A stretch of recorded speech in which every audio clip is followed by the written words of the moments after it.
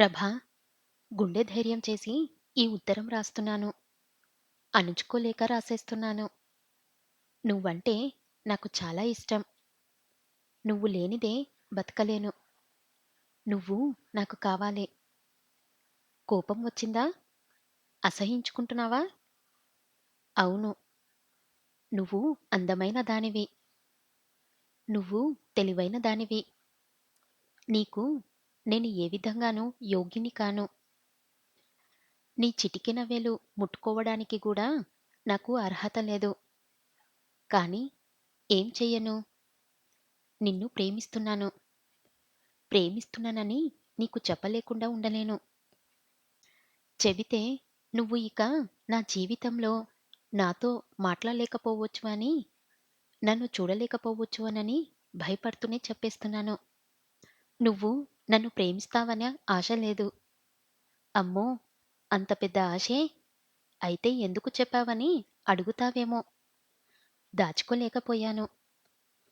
పొద్దున నిద్ర లేచినప్పట్నుంచి రాత్రి నిద్రపోయే వరకు ఏ పని చేస్తున్నా నువ్వే నా కళ్ళ ముందు కనిపిస్తావు. ఏమి చెయ్యలేకుండా ఉన్నాను. చెప్పు, చెప్పు అని ప్రేమ నన్ను పురమాయిస్తుంది. ఏమో, నేను అదృష్టవంతుణ్ణేమో. నీకు నా మీద నీ రవి. మర్నాడు సాయంకాలం రవి ప్రభావతి ఇంటికి వెళ్ళలేదు. ధైర్యం చాలలేదు. తప్పు చేశానని కాదు. ప్రభావతి తండ్రి తిడతాడని కాదు. రవికి అటువంటి పిరికితనం లేదు. క్షమించు రవి, నువ్వంటే నాకు ఇష్టమే అని ఆమె ఆ మాట అంటే తన గుండె ఆగిపోతుందని, ఆమె నోటి నుంచి ఆ మాటలు విననంత కాలము తనలో ఆశ అనేది ఉండబట్టి గుండె కొట్టుకుంటూ ఉంటుందని. ఆ మర్నాడు ఆమె ఇంటికి వెళ్ళలేదు. సాయంకాలం ఆమె కాలేజీ నుంచి ఇంటికి వెళ్ళేటప్పుడు దూరం నుంచి చూడాలనిపించింది. అది చెయ్యలేకపోయాడు. 3 రోజులు హాస్టల్‌లో నుంచి కదల్లేదు. నాలుగో రోజు బీచ్‌కి వెళ్ళాడు. మొదట తను ప్రభావతి కలుసుకున్న చోట కూర్చున్నాడు. 10 నిమిషాల తర్వాత ఎవరో వచ్చి తన పక్కన కూర్చునుండడం గమనించి పక్కకి తిరిగాడు. గుండె దడదడామన్నది. ప్రభావతి, ఈ 3 రోజులు కనిపించలేదేం? అడిగింది. ఏం లేదు. ఇంటికి రాకపోతే సరే, పోనీ ఇక్కడికైనా రాకూడదూ? అడిగింది నవ్వుతూ. నువ్వు ఈ 3 రోజులు ఇక్కడికొచ్చావా? అడిగాడు ఆశ్చర్యంతో. ఆ! చీకటి పడేంత వరకు కాచుకున్నాను. నువ్వు వస్తేగా. ఇంకా ఏం మాట్లాడాలో తోచలేదు. తనెందుకు రాలేదో చెప్పలేడు. ఉత్తరం చదివావా? గొంతు బొంగురం పోయింది. హ్మ్. కవిత్వం రాశావు అన్నది. ఎవరు చెప్పకుండానే, నేర్పించకుండానే వస్తుంది. మొగుణ్ణి అలా ఏడిపించే చాతుర్యం స్త్రీకి. కోపం వచ్చిందా? నీకు నా మీద ప్రేమ ఉందా? ఇలాంటి ప్రశ్నలు అన్నీ ఇన్ని కావు. ఎన్నో నాలిక మీదకి వచ్చాయి. కానీ ఏవీ అడగలేదు. అలా సముద్రం వంక చూస్తూ మౌనంగా ఉండిపోయాడు. మాట్లాడవేం? అడిగిందామె. ఏం మాట్లాడమంటావ్? ఎప్పుడూ మాట్లాడేవాడివి అలా మూగిలాగా ఉంటే బాగాలేదు. అతడు ఆమె వైపు చూడలేదు. సముద్రం బావుంది కదూ? అన్నాడు ఏదో మాట్లాడేందుకు. ఆమె నవ్వి సముద్రమే కాదు, సముద్రాన్ని చూస్తున్నా నువ్వూ బాగున్నావు. అంత లోతుగానూ ఉన్నావు అన్నది. రవి ఆమె వైపు తిరిగి కళ్ళల్లోకి చూస్తూ నా ఉత్తరానికి జవాబు? అడిగాడు. వెర్రివాడా! నీకు తెలియదూ? నీకన్నా ముందు నేను నిన్ను ప్రేమించాను అన్నది. ఇసుకలోంచి చెయ్యి పోనిచ్చి అతని చెయ్యి పట్టుకున్నది. ఆ వేళ నుంచి ఆ ఇద్దరి మధ్య ఒక కొత్త అన్యోన్యత, ఆకర్షణ ఏర్పడింది.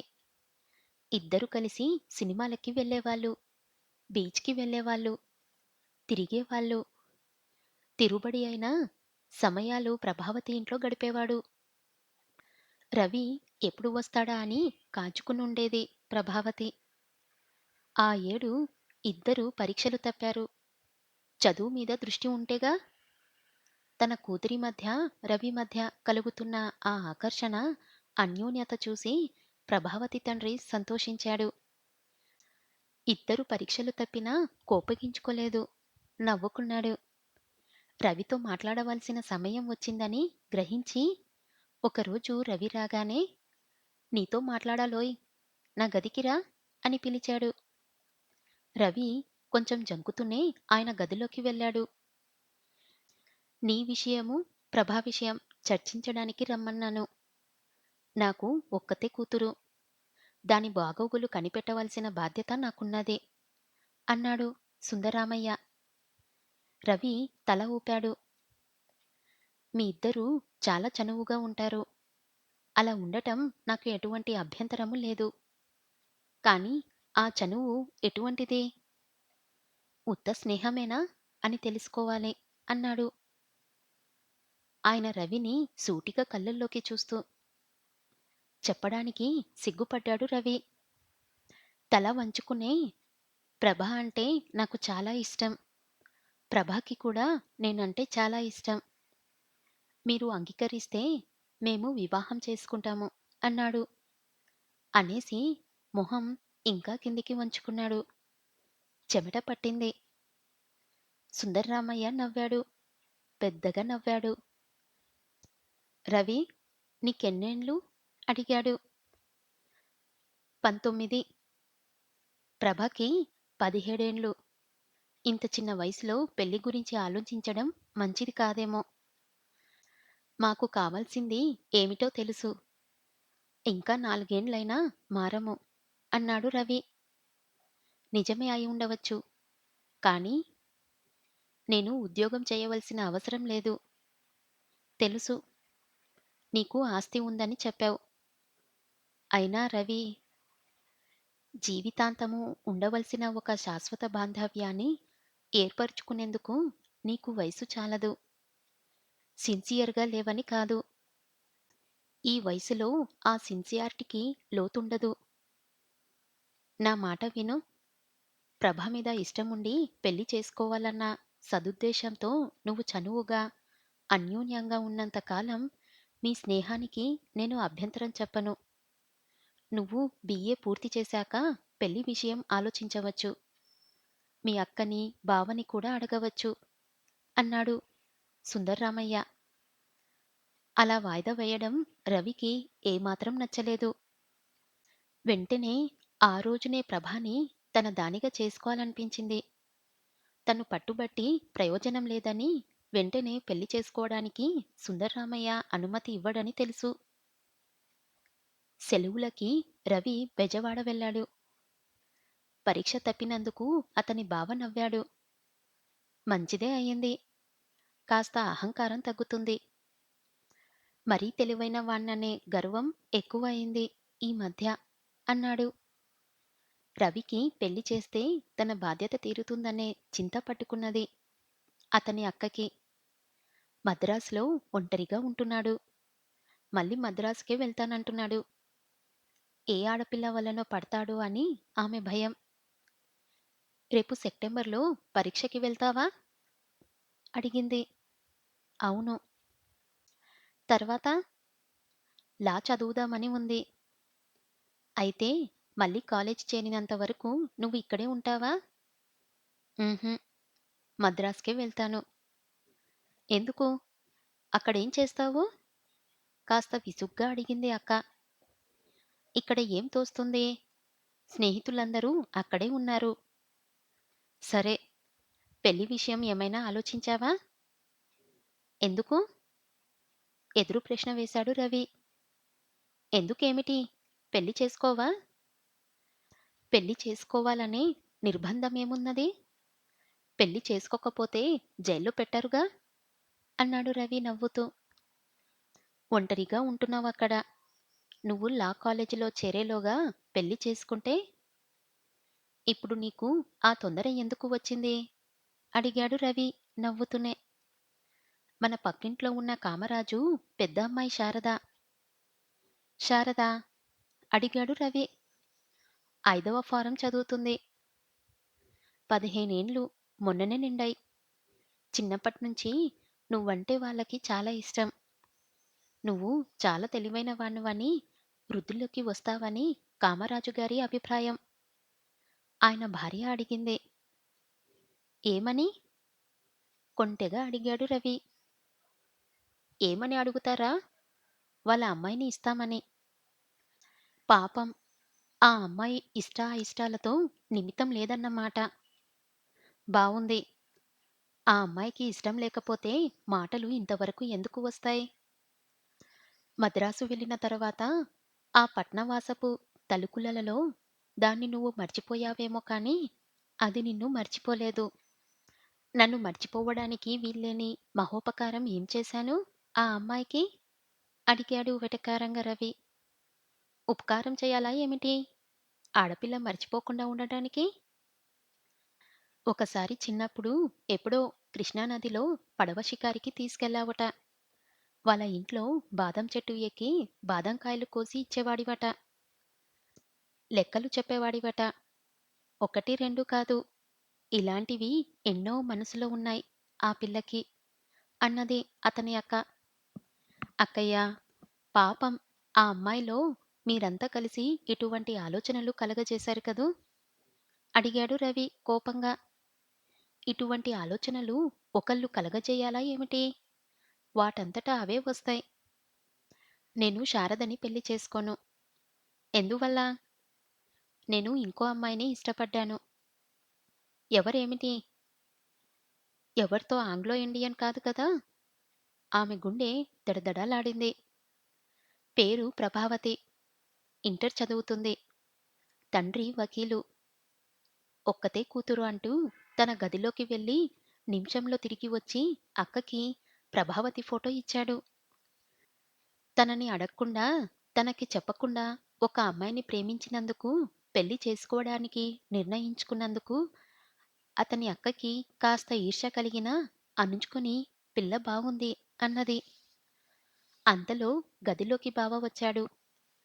విషయం విన్నాడు. మంచిదే. కానీ రవి, నీ పెళ్లి విషయం ఆలోచించడానికి ఇంకా చాలా వ్యవధి ఉందనుకుంటాను. ఎందుకు తొందర? 19 ఏండ్లేగా. అనుభవం చాలదు అన్నాడు. సుందరరామయ్య గారు కూడా ఆ మాటే అన్నారు.